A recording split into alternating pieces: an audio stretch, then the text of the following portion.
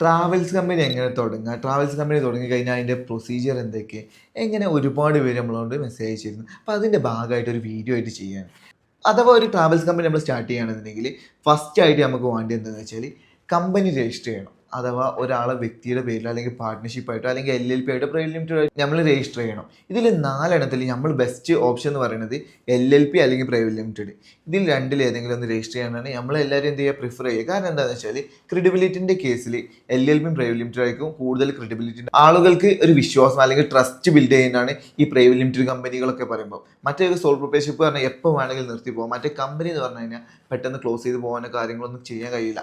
കമ്പനിക്ക് അതിൻ്റെ ആയിട്ടുള്ള റൂൾസും കാര്യങ്ങളൊക്കെ ഉണ്ടാവും. അപ്പോൾ കമ്പനിയായിട്ട് രജിസ്റ്റർ ചെയ്യുക. കമ്പനിയായിട്ട് രജിസ്റ്റർ ചെയ്തതിന് ശേഷം നമുക്ക് എന്താ വേണ്ടി വെച്ചാൽ ടൂർ പാക്കേജുകളൊക്കെ നമ്മൾ ചെയ്യേണ്ടതെന്നുണ്ടെങ്കിൽ ശ്രദ്ധിക്കേണ്ടത് എന്താ വെച്ചാൽ അതർ സ്റ്റേറ്റിലേക്കൊക്കെ വർക്കും കാര്യങ്ങളൊക്കെ നമുക്ക് വരുന്നുണ്ടെന്നുണ്ടെങ്കിൽ നിർബന്ധമായിട്ട് GST രജിസ്ട്രേഷൻ എടുക്കണം.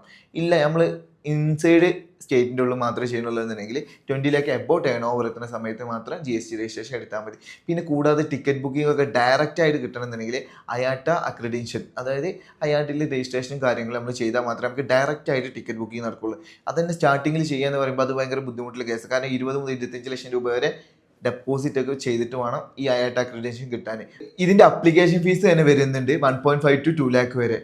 സോ അധിക കമ്പനികളും സബ്ബായിട്ട് എടുക്കായിരിക്കും ചെയ്യുക. എന്നിട്ട് സ്ലോലി അവർ അയാട്ട ക്രെഡൻഷ്യലിന് വേണ്ടിയിട്ട് കൊടുക്കുകയും ചെയ്യുക.